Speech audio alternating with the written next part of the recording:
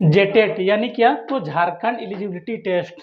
ये जो फॉर्म है 2024 में भरवाया गया था। 2024 में फॉर्म भरे थे, उसके बाद फिर इसको रद्द कर दिया गया और फिर से 2026 आ गया, यानी कि 2 साल बाद, 2 ईयर आफ्टर 2 ईयर फिर से फॉर्म को भरवाया जा रहा है। आप सोच सकते हैं कि मिनिमम एज कितना रखा गया है, 21 ईयर, मतलब 21 साल।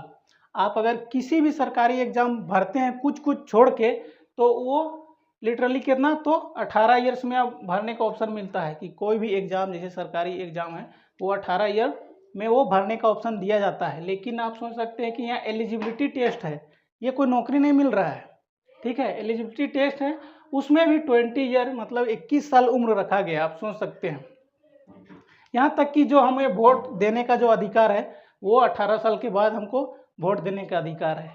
और हम बात करते हैं कि जो भी यहाँ के लीडर है, यानी जेक, इस एग्जाम को जेक कंडक्ट कराती है, तो जेक में जितने भी अधिकारी बैठे हैं, क्या उनको पता नहीं है कि 18 ईयर में हमको वोट मारने का अधिकार दिया जाता है? तो जेक के जो अधिकारी है वो इस बारे में कोई सोचते नहीं। तो मान लीजिए यहाँ के जो नेता मंत्री है उन लोग को भी तो सोचना चाहिए।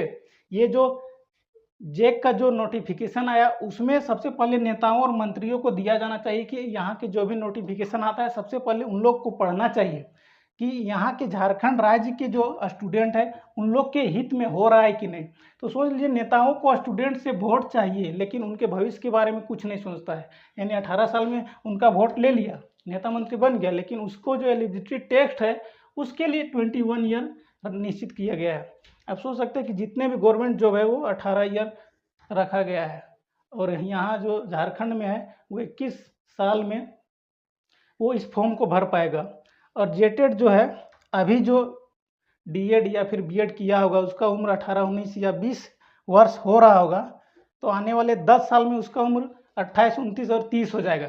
यानी आप सोच सकते हैं कि झारखंड में जो जेटेट हुआ है 2013 में हुआ, उसके बाद 2016 में, और अभी तीसरा होने वाला है, अभी हुआ नहीं है, कुछ पता नहीं है।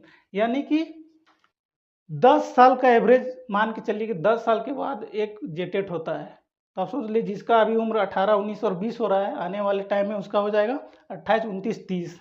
यानी जो टीचर बनने का सपना है वो सपना ही रह जाएगा। तो ये है झारखंड सरकार की नीति और नियम। आप इस बारे में क्या सोचते हैं, कमेंट बॉक्स में ज़रूर बताएं।